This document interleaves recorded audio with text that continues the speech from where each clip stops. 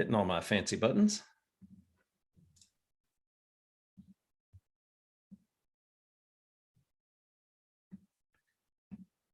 There we go. Give that just a second. So, Lauryn, welcome to the show. Hi, thanks for having me. This is really exciting.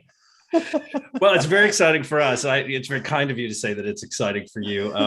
For anybody who's just tuned in, I'm Chris White. I'm the president of Career Crossroads. I am your host for today's CXR podcast. I'm super excited to be joined by Lauryn Sargent with Stories Inc. She's a partner there. And Lauryn, you're in, I think we were just talking about this in the green room. You're in DC, right?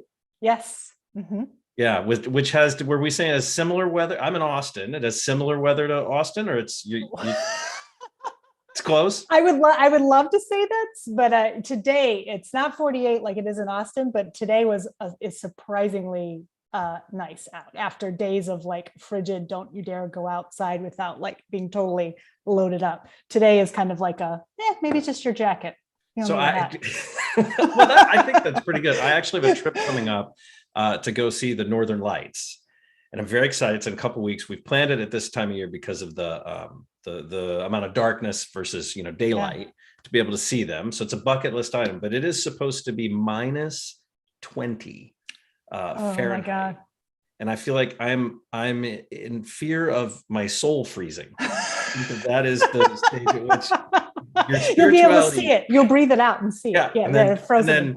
Do you put it in your jacket and then where do you put your soul? I don't know. When it freezes, where do you put your soul? And like I like to think, we were talking about this in the green room too. I'm from Cleveland, so I love to think like, oh, cold weather, no big deal. But when you said negative 20 degrees, my whole soul just froze from the thought. It's like, do you want to breathe your soul out? Yeah, like that is negative 20, man. That is crazy. But good for you. Yeah, the lights. We get to see the lights. And bucket list plus story experience. Like that sounds like an experience. Sounds like an adventure. We'll see. I've never been. We're going to Fairbanks to do it, so we'll see. We'll see how it goes. There might be some dog mushing. That could be fun too. Oh, very cool. Lauryn, for those who don't know you, obviously I said where you're working, but why don't you give us what I like to call the escalator pitch of who is Lauryn Sargent? Tell us a little bit about yourself, how long you've been in the space, and kind of what you do, and then tell it. You know what? Give us some Stories Inc. spiel. What the heck is Stories Inc.? Okay, I can do that. I'm Lauryn Sargent. I'm a co-founder and partner at Stories Inc. And prior to Stories Inc., I was in recruiting for about 8 years. And I used to say like everything recruiting. So contingency and then executive search and then corporate before quitting my job to co-found Stories Inc. with my partner, Scott. Stories Inc. is an employer branding and recruitment marketing content creation company. And our whole premise is that employee stories are the thing. That's the thing that really gives clarity to candidates. What else about me? I've got 2 kids. I'm in DC. I'm a little weird, quirky. Let's see, what else about me? I'm probably going to die in DC. I love it. I'm from Ohio, but I love it here. Probably even in my house. Okay. So that's that house, you love that house so much in that city, you're going nowhere. I don't know. I'm kind of a creature of habit. I mean, over COVID, that's the kind of thing where like, you start to notice things about your house. And so I've done little things that have made it really my own, even though I've lived here 10 years. The last like 6 months has really been clutch because it's like exactly everything that I see is like something that I've even replacing the doorknobs, just the things that you do in COVID where you're like, I can't deal with this anymore. I've been in here too long. I got to switch it up. Okay. So it's a good thing you love your house so much because you've been in it quite a bit for the last 2 years. I could have gone the opposite way, could have moved. Can't stand it anymore. We're like, a lot of people did that. I moved twice during COVID. Did you really? Oh, wow. Oh my gosh. Yeah. Wow. That's like constant change. And well, good for you. You did the opposite of what I did. So how did that work out? Well, I'll let you know, I'm getting ready to move again. Really? So, yeah. Oh my God. But that kind of brings us to our topic of we're both in jobs where we have a very flexible opportunity, like a very flexible calendar, right? The opportunity to sort of work when we want a little bit. We can move that around a little bit. So that's why we invited you on the show to talk a little bit about what you guys have done from a flexibility standpoint. So why don't you kick us off there? Do you have an opinion of what a flexible workforce should look like? Yeah, I think, it just so many factors depend on who works for your company and what you view, the ultimate experience and productivity and all those great things. But for us, I mean, we, prior to COVID, we experimented with a 4-day work week during the summers only. And it worked out really well. But I have to tell you, I think even though I've been reading about progressive companies and working with progressive companies and what's the best in culture and those types of practices for a long time, I'm still pretty old school. So even when we had, experimented and it worked out great in the summer, I didn't necessarily have the thought of let's go make this happen full time. Yeah. Until just before COVID, probably three months before COVID, senior leader at Story said, why don't we do this the whole year round? It's like, oh, I guess we could. Should we? That seems crazy, even though it's not crazy for a lot of companies. But for me, it seemed like a really nutty thing to do. But we haven't looked back since then. And then, well, I got to ask though. I got to ask. So, what's a 4-day work week look like? Does that mean now instead of working 9-hour days or 10-hour days, 5 days a week, you're working 15-hour days, 4 days a week? Like, are you losing productivity? What happens? Where do the hours go? That's a great question. And really for our company, I'm getting a little bit specific. We're almost split in two, where half of us, I'm on the sales and marketing team working with prospective customers. And the other half are actually doing the project, doing the work and working with clients. So that's also two different kind of job categories. And then applying a 4-day work week on that, like what does your day look like? So I'd say on the sales and marketing side, it's definitely a 4-day work week. But if someone needs to meet with us on a Friday, we could probably make that work. But on the client side, we've had really, no problem transitioning to 4 days that are about, 8 or 9-hour days and totally off on Fridays. So yeah, it's actually like an 8 or 9-hour day for four days a week. And then the 5th day really is, we close the office. So not only there are no internal meetings, we actually close the office down. Like it's, with the exception of putting something in Slack, or we have like a Yay channel in Slack, and we have a daily snapshots, where we love on Fridays to show all the things that we're doing on that Friday. We don't talk to each other unless it's critical. So really, you really do shut down. We really do. For the most part, right? Like an 90% shutdown. Yeah. And I've got to tell you, the other thing is, there's that thought of, if you have a 4-day work week, is it added flexibility to say you choose, like for your team? Oh, you choose. You don't want to work Mondays. And that was a thought we had, but because we had experimented with the summer, I already knew that it's actually not a full day off when you feel like people are waiting on you. Yeah. So on a Friday, if you're the only one not working, you feel like there's still that thing in your head that's like, oh, is someone waiting on me? Are people talking about work and I should be part of this discussion, but they don't want to bother me? So the best option was just to pick the day, close it down, close that day down. That's a really good point, Lauryn, because you hear a lot of people talking about flexible work and letting people kind of decide their own schedules. But could that, just devil's advocate, but could that be why a lot of organizations kind of scoff at that? Like it doesn't really take off. It doesn't work because of the conflicting. I want my Mondays off. You want your Wednesdays. Somebody else takes Friday. I mean, that's some scheduling nightmare material there. Yeah. And also just mentally, like you feel like you're not really taking the day off. You're still thinking about work because work is still happening at your company and you're like not there, you're missing it. Kind of like, it's been tough sometimes for me in recent years to take a vacation because you feel like, oh, but there's that one thing, but wait, I just need to make sure this comes through, so it really is helpful to shut it down because then even mentally, you're still connected.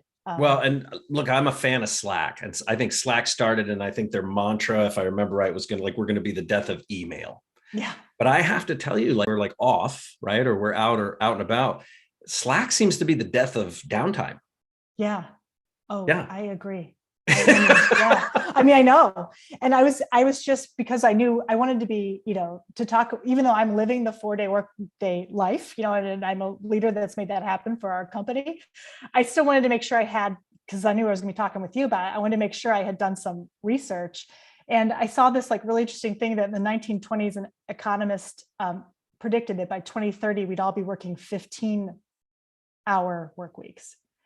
And that was really interesting because, they didn't know all the things, but I'm like, he didn't realize it's the opposite. He was thinking all this like innovation, like is going to mean that we're doing less physical labor, which is probably true, but it's actually, no, it's always on. The technological advances are that because it's on your phone, it's in your pocket, you feel it, it's like it's constantly on. Well, that was kind of the bullshit factor that came up during the pandemic. Oh my gosh, we're all going to work from home, and we're going to be able to be around the kids more, and we're going to be able to do this more, and everybody ended up working way more hours. And at first, I think, and tell me if you disagree, but at first, I think we justified it by and large. Those who were commuting said, well, these were my commuting times anyway, it's fine. And then I think that creeped out, and then we lost that commute time that was our regenerate.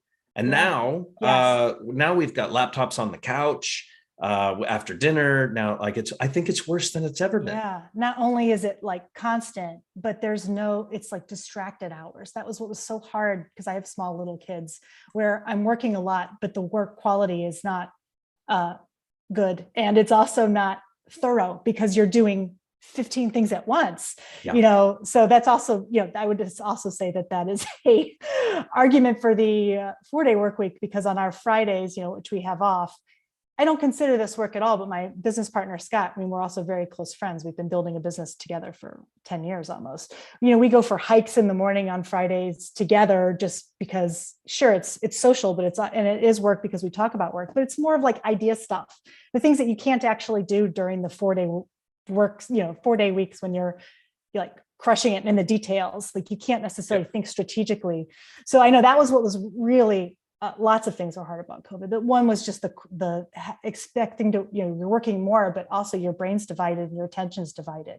So you're working longer and not better at all. Yeah. So from what you've learned, you feel, this is a 2-part question. So do you feel like you are, if not that you have nailed it, do you feel like you are successfully working towards a more productive work experience and in this, next iteration of Story's 4-day work week? Do you feel like you're kind of getting there? You're figuring it out? I do think so. And I feel like there are real reasons. So I don't want to say like I'm justifying it by, I think that I know it's really working. Our retention is great. We're all happier. We do, like I mentioned the Slack channel on Fridays and doing daily snapshots, but we share a lot about what's happening like on our lives. We're encouraging people to live their full lives and do things on Fridays. Yeah. But I'd say also when you're doing client work, that can be intense. And I think you do need a day.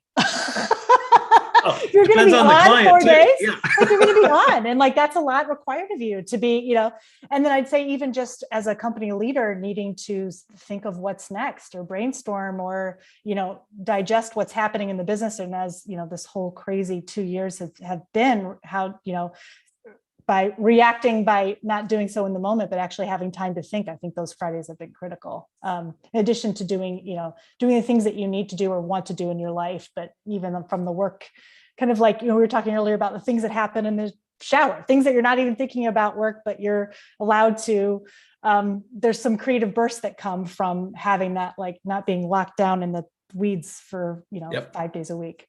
Yeah, I would agree with that. Well, I think we have to figure it out. It's a process, right? We're learning as we go.